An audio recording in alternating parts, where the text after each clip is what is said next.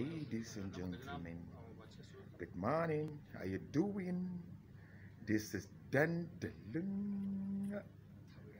taurari wanda yake zuwa muku daga tashar Hausa ta Arewa 24. Shirin da muke tattaunawa da taurari a ɓangarori da dama. Yau muna tare da SK Mafia wanda yau tattaki tun daga jihar Kaduna. Yaro matashi mai yin waka ta salo ta Afropop da rap. SK Mafia me zaka ce wa jama'a?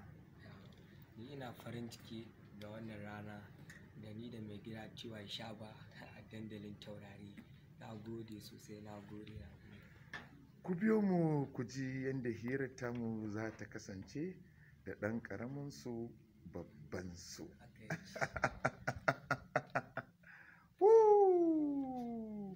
My mama they call me, I'm coming.